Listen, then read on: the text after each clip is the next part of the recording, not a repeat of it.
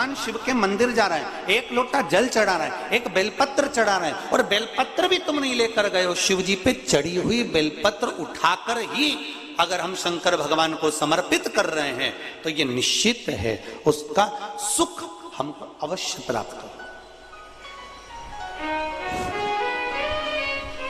उसका आनंद हमको अवश्य प्राप्त हो, उसका फल हमको अवश्य मिले।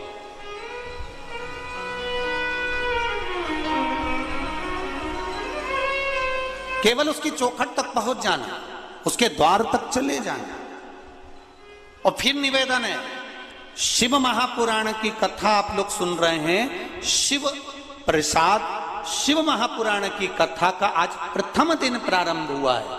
ये निश्चित है इस पंडाल में भले आपको प्रसाद मिले ना मिले, क्योंकि शिव महापुराण का मूल प्रसाद है शिव कथा।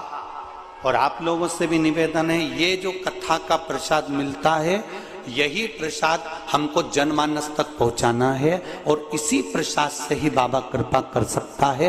उसका जो आनंद है वो हमें प्राप्त हो सकता। हमें किसी आडंबर की या कहीं जाने की जरूरत नहीं पड़ती। हमें तो केवल देवाधिदेव महादेव के दर्शन करना, उसकी भक्ति धारण करना, उसका आनंद प्राप्त करना।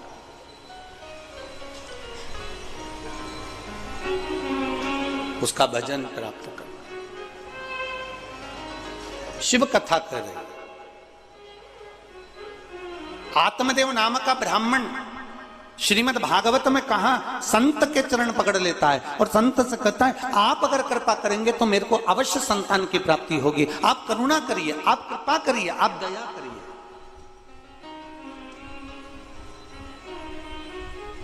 ब्राह्मण ने कहा तुम्हारे यहां 7 जन्म तक संतान नहीं है, संत की झोली खाली नहीं रह सकती। ये मैं जानता हूं, आपकी झोली कभी खाली नहीं होगी। संत यदि साधु गुरु ब्राह्मण संत सन्यासी तपस्वी साधक उपासक मात्र अपनी दृष्टि ही दे देते हैं तो वो भी किसी प्रसाद से कम नहीं होती। उनकी दृष्टि से भी हमारा कल्याण निश्चित हो जाता है।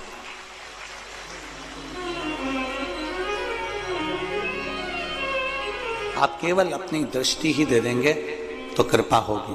पकड़ लिया संत का चरण, नहीं माना, संत ने अपनी झोली में से फल निकाल कर दिया। ये श्रीमद् भागवत कहती है। वो फल देकर कहा ये तेरी पत्नी को खिला देना, और वो फल प्रसाद का मिला था, और वो फल प्रसाद का उसने अपनी पत्नी को दिया और कहा गर्भ ठहर जाएगा। और पत्नी ने क्या करा, आप लोगों ने तो खूब भागवत सुनी, बड़ौदा में तो खूब भागवत होती, बड़ोदरा के अंदर। फिर क्या हुआ, वो फल उसने किसको खिला दिया, जम के बोलो जरा, गाय को खिला दिया।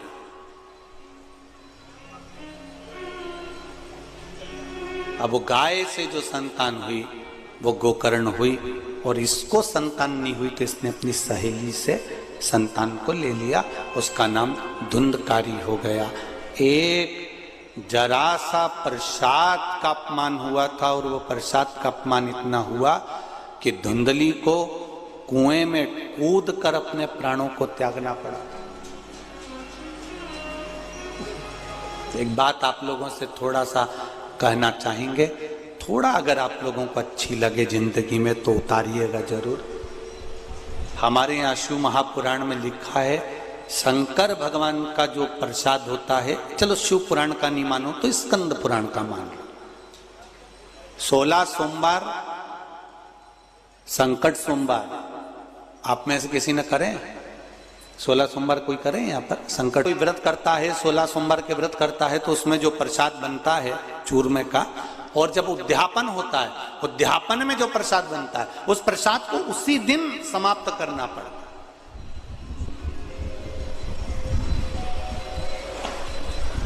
उसी दिन रात भर शिव का प्रसाद नहीं रखा था।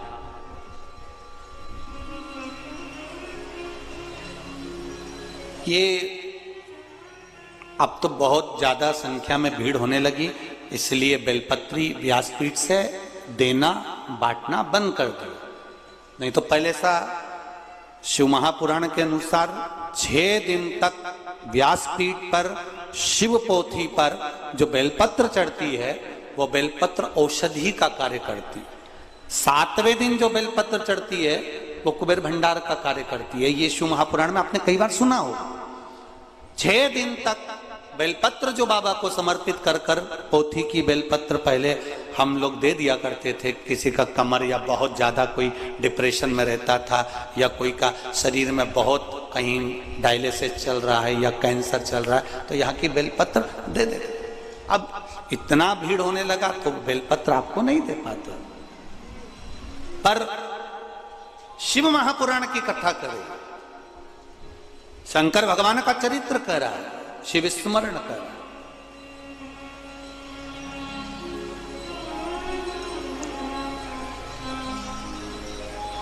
कि मात्र बेलपत्र का दर्शन ही, शिव प्रसाद का मात्र स्पर्श ही हमको सुख देता है।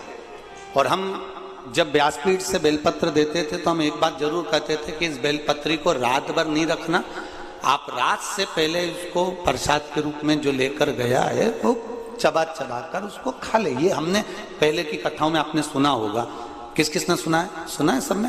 तो पहले की कथा में आप लोगों ने श्रवण किया होगा। हम कहते थे इसको रात भर नहीं रखना, इसको पूरा चबा चबा कर खा लेना। उसका तत्व, क्योंकि जैसे जैसे रात्रि बढ़ती चली जाती है, जैसे जैसे रात्रि का क्रम बढ़ते चले जाता है, भगवान शंकर का जो प्रसाद होता है उस प्रसाद पर भगवान शंकर के गणों का हिस्सा प्रारंभ हो जाता है।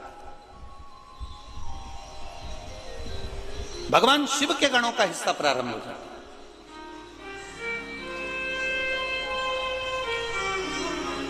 मध्य रात्रि के पहले पहले तक आप भगवान शंकर की जो बेलपत्र है, भगवान शिव का जो आप लोग, कई माताएं, किसी के शरीर में कपड़ दर्द है, किसी के घुटने में दर्द है, किसी के कमर में दर्द है, वो शिव मंदिर जाती है, जल चढ़ाती है, एक बेलपत्र बाबा की उठाकर वहां खा लेती है, लेकर आती है। बहुत अच्छा काम है। उसको लाकर आपने रख दिया, रखा है, पड़ा हुआ है, थोड़े दिन तक रखा रहा। केवल शिव महापुराण की कथा ऐसी है जिसके अंतर्गत शास्त्र वर्णन करता है कि जो प्रसाद आपने शिव जी का लेकर आए हो उसको रात्रि के मध्य से पहले उसको पूर्ण तरह से समर्पित कर दो। नहीं तो कई बार हम बड़े बड़े मंदिर जाते हैं, वहां से बहुत सारा प्रसाद लेकर आ जाते हैं। लेकर तो हम आ गए। अब वो प्रसाद थोड़े दिन तक तो तुमने 2-1 दिन तक तो खाया, खाने के बाद उस प्रसाद को फिर फ्रिज के ऊपर रख दिया, फ्रिज के ऊपर से उठाया, फिर फ्रिज के, बोलते जाओ जरा, बोल तो, फ्रिज के अंदर रख दिया। फ्रिज के अगर बेटी को दुख होगा तो संकल्प देने वाला उसको रोना पड़ता ही है। तुमने संकल्प दिया और तुमने दी गाय, और वो गाय अगर दुख पा रही है, वो गाय अगर भूखी है, वो गाय अगर प्यासी है, नरक तुमको भोगना पड़ेगा। अब तुम कहोगे हमने तो ब्राह्मण को दे दी थी, तो ब्राह्मण को दी तो ब्राह्मण ने क्या तुमसे जाकर कहा था कि मुझे गाय ला कर दो? और ब्राह्मण ने यह कहा था कि वो गाय तुम मुझको देना तो मैं संभाल लूंगा? तुमने कहा हमारे दादाजी चले गए तो गौदान करना है, हमने दादी जी चली गई तो गौदान करना है। इसलिए हमारा सनातन धर्म कहता है गाय उसी को दो जहां पर गौ माता की सेवा हो सके। बेटी को ऐसी जगह मत दो कि बहुत धन देख लिया।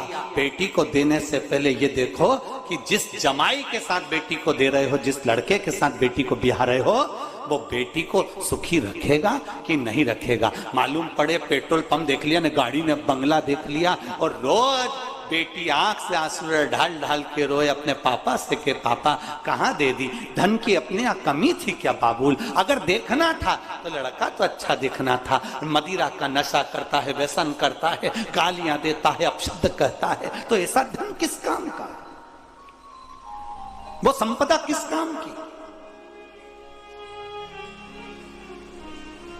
कन्यादान करने वाले बाबुल को रोना पड़ता है, गौदान करने वाले व्यक्ति को रोना पड़ता है। उसी तरह शास्त्र यहां वर्णन कर रहा है, शास्त्र कर रहा है प्रसाद आप लेकर आए, उतना लेकर चलो। और लायो, दलिया भर कर लायो, डब्बा भर कर लायो, मिठाई ढेर सारी लायो, तो उसको बांटते हुए चलो। पर आसक्ति इतनी प्रबल होती है, जब प्रसाद ज्यादा दिखता है तो हमारी आसक्ति भी बढ़ जाती है। हमारे पास में 10 किलो लड्डू रखे रहने दो, अभी बाद में दूंगी, रखे रहने दो, अभी बाद में दूंगी, रखे रहने दो, बाद में दूंगी। फिर विचार आया कि मेरा बेटा खाएगा, बेटे ने विचार करा पत्नी खाएगी, पत्नी ने सोचा पोता खाएगा, पोते ने सोचा बच्चा खाएगा, जीजी खाएगी। वो प्रसाद रखा रखा रखा रखा रखा रखा, सब एक दूसरे का इंतजार कर रहे हैं, ये खाएगा वो खाएगा, किसी ने नहीं खाया। आखिरी में वो फ्रिज में गया, छुप गया। छुपने के बाद फिर वो बर्तन वाली के पास, फिर वो जमीन पर गया, उसका दोष भुगतना पड़ा। फिर किसी ने कहा गुरुजी हम मेहनत तो बहुत करते हैं पर हमको उतना फल नहीं मिलता, उसका कारण क्या है? अर्थात तुमने किसी ना किसी स्थान के प्रसाद का अपमान करा है, तुम्हारे फ्रिज में वो सड़ता रहा है, पड़ा रहा है, उसको तुमने सदगति प्रदान नहीं करी, इसलिए फिर तुम कहो, फिर किसी के यहाँ जाओगे, साहब हमारा व्यापार थोड़े दिन चलता, थोड़े दिन चलता ही नहीं है, हमारा मन अशांत रहता है, कारण क्या है बताओ? अब पंडित जी तो कहेंगे कि तुम्हारे यहाँ वास्तु दोष है, काल सद दोष है, पितृ दोष है, ये दोष है, पर पंडित जी ने ये थोड़ी ना कहा कि तुम अभी घूमने गई थी, वहां से प्रसाद लाई थी, 15 दिन तक पड़ा रिया, लाई और रखा। अब और सरल भाषा में लो, तुम अपने मायके से तुम्हारी बहन की छोरी को लेके तुम अपने ससुराल आई, और समझ लो री बड़ोदरा वाली, और अच्छे से समझ लो, और जितने आस्था चैनल पे सुन रहे हैं वो भी समझ लो। तुम गई मायके, अपनी बहन की छोरी को ले आई, अब बहन की छोरी को लेकर आई, एक दिन बहन की छोरी का सम्मान करा, 2 दिन करा।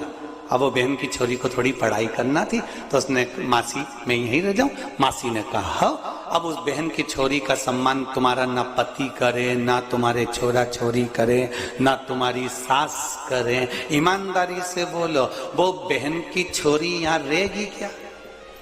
बोलो बोलो, जम के बोलो, नहीं रहेगी ना? वो तो कह देगी मासी, ओ मासी। मासी बोले हाँ बेटा, ये सब लगाते मुझे फांसी, मैं जा रही हूं मासी। अब वो तो छोड़ी और चल। उसने कहा बेटा तुझे अच्छा नहीं लग रहा? नहीं मासी ऐसी कोई बात नहीं, मैं तो ठीक हूं। नहीं बेटा किसी ने कुछ कह दिया? नहीं मासी ऐसी कोई बात नहीं। वो चेहरे से पहचान गए।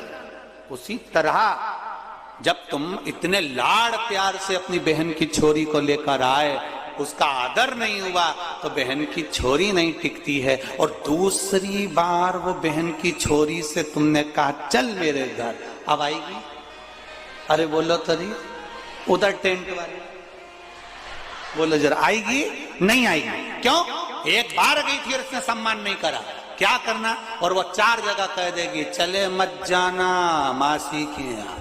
उनकी सास और उनकी औलाद बहुत मुंह सड़ा है। जैसे तुमने बहन की छोरी के लिए कहा वैसा कि वैसे ही प्रसाद में, कभी मत जाना इसके घर में। प्रसाद खाने के नाम छोरा कहे मैं डाइटिंग कर रहा हूं, छोरी के मम्मी तो ऑयली में नहीं खा सकती। सास के मेरे मुंडा में सोफा सेट नहीं, तो मुझसे तो चबे ही नहीं। और पति के मुझे ये ढोंग प्रपन पसंद नहीं। तो फिर बची तू अकेली, तो बहन की छोरी को क्यों लाई? समझ गए? समझ में आ रहा है कि नहीं आ रहा है? समझ में आ रहा है ना? हाँ, नहीं तो भाषा का अंतर आ रही है। और थोड़ा बहुत हम मध्य प्रदेश के, तुम गुजरात के, कहीं अगर थोड़ी बहुत आ जाए तो ठीक है, नहीं आए तो पड़ोसन का मुंडा देख ले, बस उतने में समझ जाना कि इसको समझ में आ गया, मतलब अपने को, ठीक है? अब उसमें तुम्हें समझ जाना है तब। अब बहन की छोरी को लेकर अब कौन आ रहा है? अब भगवान कहे कि अब प्रसाद का इसके यहाँ सम्मान नहीं है। जब प्रसाद का सम्मान नहीं मतलब मेरा सम्मान नहीं, तो भगवान उसको स्वीकार नहीं कर।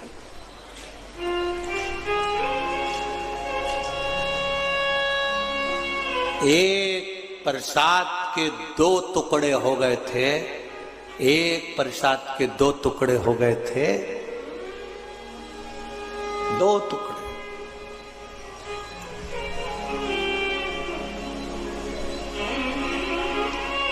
तो नारी को भी आधा आधा ही फल प्राप्त हुआ था।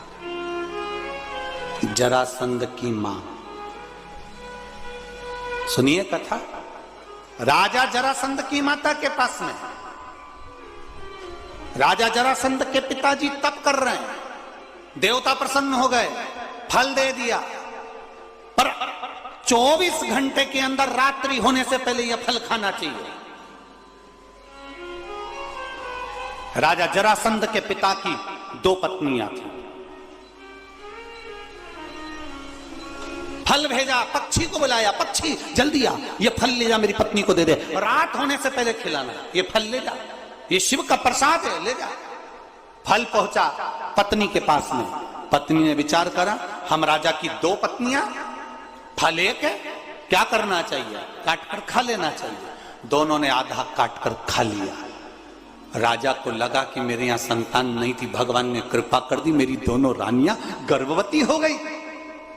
जब इनके गर्भ से संतान हुई, गर्भ से जब औलाद हुई, संतान हुई, तो आदिनाथ, एक कान, एक आंख, एक हाथ, एक पांव, एक रानी के गर्भ से हुआ। एक आंख, एक कान, एक हाथ, एक पांव दूसरी रानी के गर्भ से हुआ।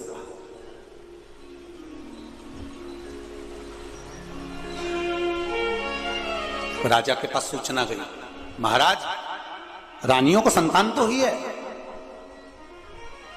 पर दोनों विकलांग, अधूरी, आधा शरीर ही नहीं बना उनका। एक रानी को एक आंख, एक हाथ, एक पांव, एक श्रवण शक्ति।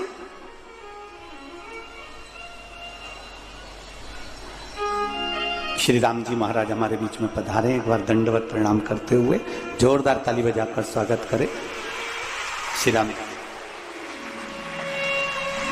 राम स्नेही संप्रदाय के परम रसिक संत शिरोमणि हमारे बीच में विराजित हैं। एक बार जोरदार ताली बजाकर श्री राम जी महाराज के पावन। गुरुवर से दूसरी बार मिलना हुआ। एक बार अपना पैलेस में श्री मुन्ना जी राठौर द्वारा कथा में मिलन हुआ था, दूसरी बार प्रणाम।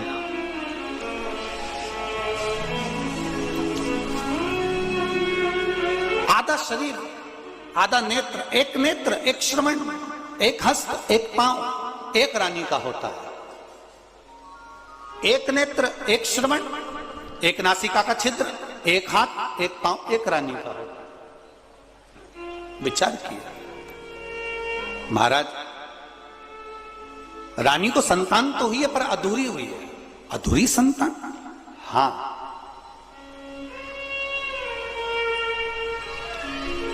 क्या करा जाए? फेंक दिया जाए, उसको कहीं जमीन में गाड़ दिया जाए। आदि आदि संतान को एक नारी को दिया, दासी को, जाओ इसको जंगल में फेंक दो। जंगल में ले जाकर फेंक दिया। रानी रोती रही, हमारी औलाद भी दी भगवान ने तो आदि आदि दी। ऐसी कैसे हो गया, कैसे हुआ?